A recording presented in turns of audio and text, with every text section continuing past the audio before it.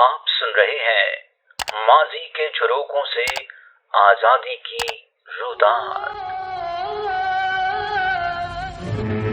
سن 1600 عیسوی میں لندن کے چند تاجروں نے ایسٹ انڈیا کمپنی بنائی اور ملکہ الزبتھ اول سے درخواست کی کہ انہیں برصغیر سے تجارت کرنے کی اجازت دی جائے۔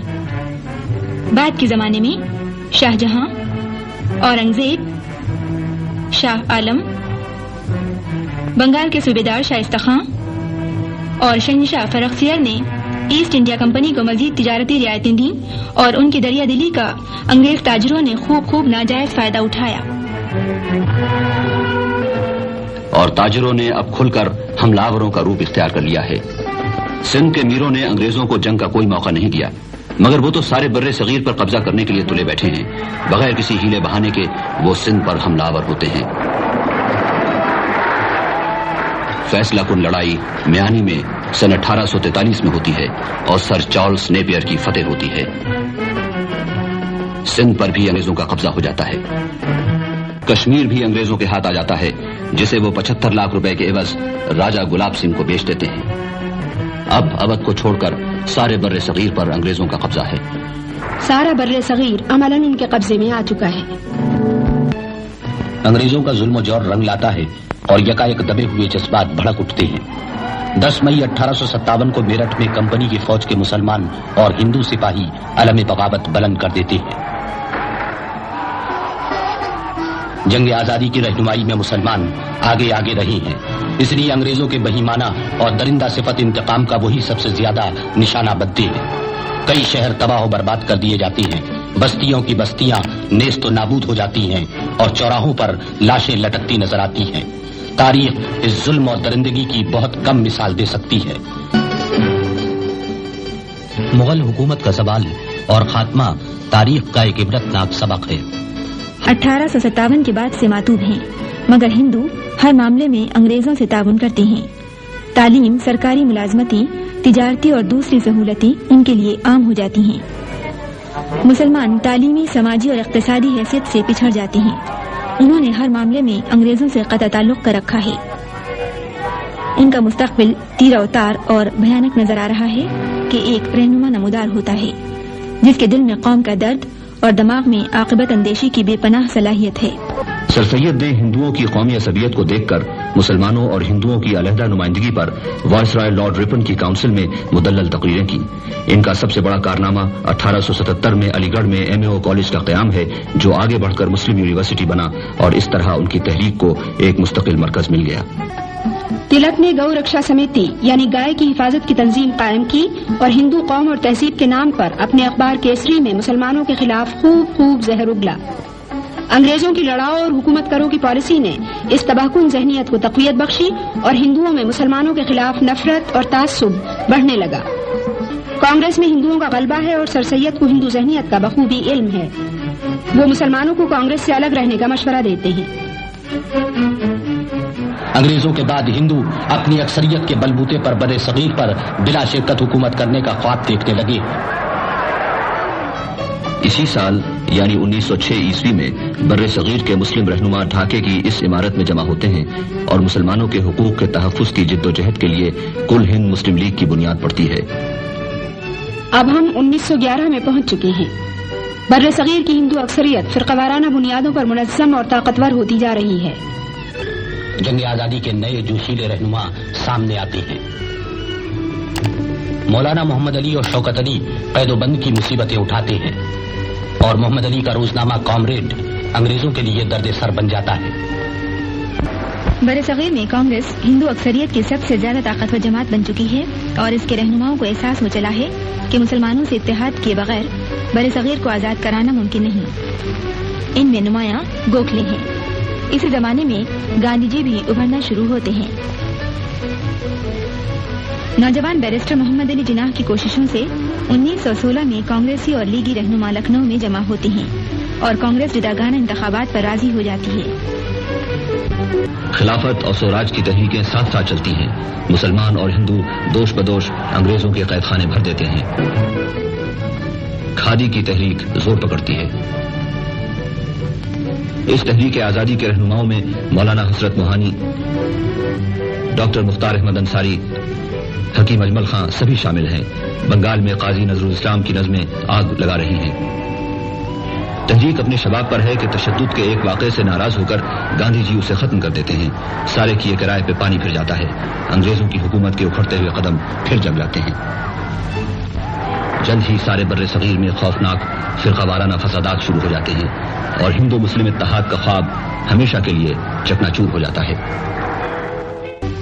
مسٹر جناح ایک بار پھر ہندوؤں سے مصالحت کی ناکام کوشش کرتے ہیں۔ بالآخر وہ اپنے مشہور 14 نکات پیش کرتے ہیں جو مسلم لیگ کا لائحہ عمل بن جاتے ہیں۔ 1930 میں الہ آباد میں مسلم لیگ کے سالانہ اجلاس کی صدارت کرتے ہوئے علامہ اقبال پہلی بار اپنے اس یقین کا اظہار کرتے ہیں کہ ایک علیحدہ مسلم ریاست ہی بر صغیر کے مسائل کا واحد حل ہے۔ اگلے سال دوسری راؤنڈ ٹیبل کانفرنس میں گاندھی جی بھی ہیں اور علامہ اقبال بھی۔ اقبال بر صغیر میں علیحدہ مسلم ریاست کی بات کرتے ہیں، مگر کانگریس کو ہندو اکثریت کا زوم ہے، وہ مسلمانوں کو الگ قوم ماننے اور ان کے حقوق کے تحفظ کی ضمانت دینے پر کسی طرح راضی نہیں۔ سن 32 میں چودھری رحمت علی پاکستان کا لفظ وضع کرتے ہیں اور سن 34 میں مسٹر جناح لندن سے واپس آتے ہیں اور اپنی زندگی مسلم لیگ کی تنظیم اور مسلمانوں کے حقوق کی جدوجہد کے لیے وقف کر دیتے ہیں۔ سن 37 میں مسٹر جناح کی صدارت میں مسلم لیگ کا پہلا اہم ترین اجلاس لکھنؤ میں ہوتا ہے۔ اس اجلاس میں لیگ مکمل آزادی کو اپنا نصب العین قرار دیتی ہے اور مسلم عوام کی سب سے بڑی نمائندہ جماعت بن جاتی ہے۔ اس اجلاس میں سردار اورنگزیب، نوابزادہ لیاقت علی خان، سی پی کے عبدالرؤف، مرزا ابو الحسن اصفہانی، حاجی ستار سیٹھ سبھی شریک ہیں۔ خواجہ ناظم الدین، نواب اسماعیل خان، سردار بہادر یار جنگ، نوجوان راجہ صاحب محمود آباد اور وہ سارے نئے پرانے رہنما جو آگے چل کر پاکستان کی تحریک میں حصہ لیتے ہیں، اب مطلع سیاست پر پوری آب و تاب سے ابھرتے ہیں۔ مسلمان عوام اپنے مذہب اور تہذیب کے تحفظ کے لیے جوق در جوق مسلم لیگ کے رضاکار بنتے ہیں۔ مسلم لیگ کی حمایت میں مسلمان طلبہ کی تنظیم بھی قائم ہو جاتی ہے۔ یہ سب مسٹر جناح کی انتھک کوششوں اور رہنمائی کا نتیجہ ہے۔ قوم انہیں قائد اعظم کے خطاب سے سرفراز کرتی ہے۔ اب 1940 عیسوی ہے اور ہم آپ کو لاہور لیے چلتی ہیں، جہاں مسلم لیگ کا وہ تاریخی اجلاس ہو رہا ہے جس میں قرارداد پاکستان منظور کی گئی۔ قائد اعظم اپنے خطبہ صدارت میں اس حقیقت کا اظہار کرتے ہیں کہ 1200 سال ایک ساتھ رہنے کے باوجود ہندو مسلمان ایک نہیں ہو سکے۔ ہر اعتبار سے ہندو اور مسلمان دو الگ قومیں ہیں۔ 23 مارچ کو قرارداد پاکستان شیر بنگال فضل الحق پیش کرتے ہیں اور چودھری قریب الزماں اس کی تائید کرتے ہیں۔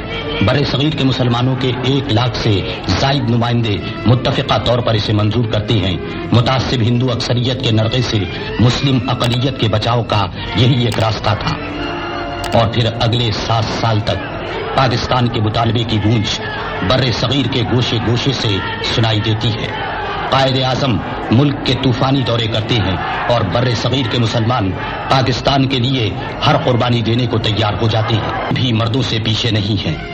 خواتین رہنماؤں میں بیگم شاہ نواز، بیگم لیاقت علی خان، بیگم عبداللہ ہارون، بیگم ہدایت اللہ، بیگم شمس النہار محمود، بیگم شائستہ اکرام اللہ آگے آگے ہیں۔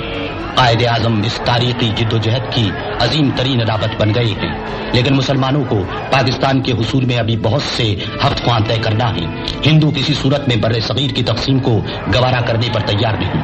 وہ اپنی اکثریت کے زوم میں ہیں اور پورے بر صغیر کو اپنی اور صرف اپنی میراث سمجھتے ہیں۔ یہ ستمبر 1944 ہے۔ ایک معقولیت پسند کانگریسی رہنما راج گوپال اچاری مسلمانوں کے حق خود اختیاری کی حمایت کر چکے ہیں۔ اسی بنا پر گفتگو شروع ہوتی ہے۔ گاندھی جی متحدہ ہندوستان پر اڑ گئے ہیں اور قائد اعظم پاکستان کے مطالبے پر جمے رہتے ہیں۔ ہندوؤں اور مسلمانوں کے راستے واضح طور پر الگ الگ ہو چکے ہیں۔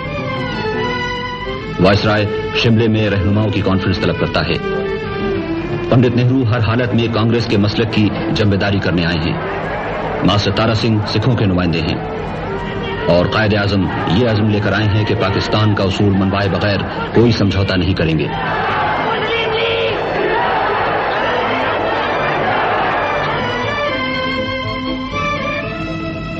لارڈ ویول اور رہنماؤں کی بات چیت کا کوئی نتیجہ نہیں نکلتا، لیکن برطانوی حکومت بر صغیر کے سیاسی مستقبل کے بارے میں جلد از جلد کوئی حل تلاش کر لینا چاہتی ہے۔ چنانچہ ویول عام انتخابات کا اعلان کرتا ہے اور لیگی رہنما مسلم رائے عامہ کو پاکستان کے لیے ہموار کرنے نکل کھڑے ہوتے ہیں۔ ان میں چودھری خلیق الزماں اور نواب اسماعیل خان، چندری گر اور یوسف ہارون، سردار اورنگزیب، سردار نشتر اور تمام دوسرے لیگی رہنما شامل ہیں۔ کانگریس متحدہ ہندوستان اور لیگ پاکستان کے موقف پر انتخابات میں جان لڑا دیتی ہیں اور مسلم عوام اپنا فیصلہ پاکستان کے حق میں دیتے ہیں۔ مرکزی اسمبلی کی ساری مسلم نشستیں لیگ نے جیت لی ہیں۔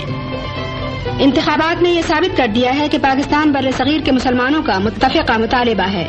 اب انگریزوں کے خلاف راست اقدام کا وقت آ گیا ہے اور 16 اگست 1946 کو سارے بر صغیر میں مسلمان مظاہرے کرتے ہیں اور انگریزوں کے دیے ہوئے خطابات واپس کر دیے جاتے ہیں۔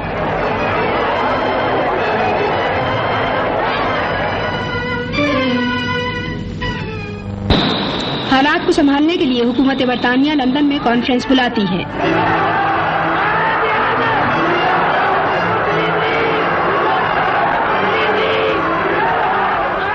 وائسرائے اور لیگی اور کانگریسی رہنما لندن پہنچتے ہیں۔ لندن میں مقیم مسلمان قائد اعظم کا شاندار استقبال کرتے ہیں۔ I am on my mission and I can tell you nothing about the present. That's all I can say. Thank you.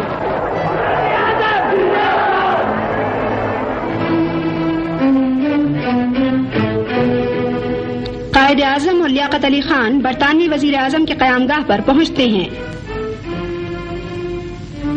طویل گفت و شنید کے بعد مسٹر ایٹلی اور ان کی حکومت مشن کے منصوبے کو اس مفہوم کو صحیح بتاتے ہیں جو لیگ نے سمجھا ہے۔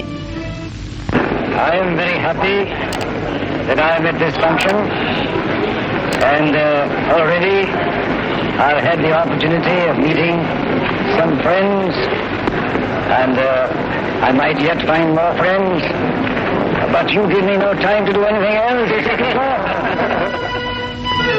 کانگریس مسٹر ایٹلی کا فیصلہ مان لیتی ہے مگر پھر پلٹ جاتی ہے۔ سارے بر صغیر میں حصول پاکستان کی جدوجہد بہت زیادہ زور پکڑ لیتی ہے۔ سن 47 کے آغاز میں پنجاب کی یونینسٹ اور سرحد کی کانگریسی وزارتوں کے خلاف جو عوام کی مرضی کے بغیر ان پر مسلط ہیں، مسلم لیگ سول نافرمانی کی تحریکیں شروع کر دیتی ہے۔ لاہور، پشاور اور دوسرے مقامات پر لوگ سر سے کفن باندھ کر نکل آئے ہیں۔ مسلم لیگ کی یہ عوامی تحریکیں سرحد کی کانگریسی اور پنجاب کی یونینسٹ وزارتوں کو ہلا کر رکھ دیتی ہیں اور ڈرائنگ روم میں بیٹھ کر سیاست چلانے والے یونینسٹوں کی وزارت کو بہت جلد مستعفی ہونا پڑتا ہے۔ اب سکھ بھی تحریک پاکستان کے خلاف میدان میں نکل آئے ہیں۔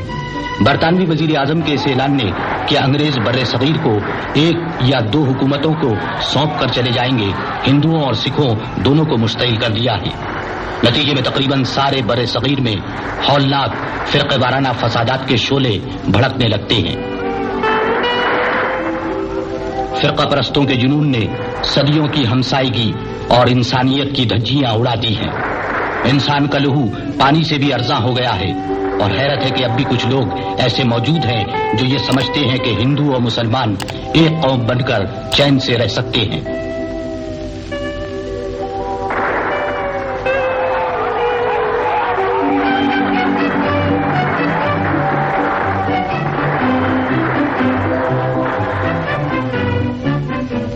مارچ 1947 میں لارڈ ماؤنٹ بیٹن وائسرائے بن کر آتا ہے۔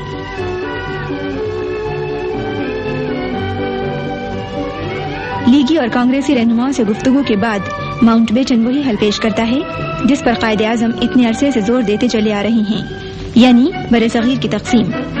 قائد اعظم بر صغیر کی وہ تقسیم چاہتے ہیں جس کا لیگ نے سن 46 میں مطالبہ کیا تھا، لیکن کانگریس ایک ایک انچ زمین کے لیے لڑتی ہے اور انگریزوں کی جانبداری اور جلد بازی ہندوؤں کو فائدہ پہنچاتی ہے۔ 3 جون سن 47 کو ماؤنٹ بیٹن اپنے منصوبے کا اعلان کرتا ہے۔ پنجاب اور بنگال کے صوبوں کو بھی مسلم اکثریت اور ہندو اکثریت کے ضلعوں کی بنیاد پر تقسیم کرنے اور سلہٹ اور سرحد میں رائے شماری کا اعلان ہوتا ہے۔ اسی روز قائد اعظم قوم سے خطاب کرتے ہیں۔ We must remember that we have to take momentous decisions and handle grave issues facing us in the solution of the complex political problem of this great subcontinent inhabited by 400 million people. The world has no parallel for the most onerous, difficult task which we have performed. I pray to God that this critical moment He may guide us and enable us to discharge our responsibility in a wise and statesmanlike manner. Mount baton मंसूबे के मुताबिक सिलहट और सरहद की राय शुमारी का नतीजा पाकिस्तान के हक में निकलता है। पाकिस्तान का होने वाला दारुल हुकूमत कराची नई जिम्मेदारियां संभालने की तैयारियां शुरू कर देता है। आप सुन रहे हैं माजी के झरोखों से आजादी की रुदाद।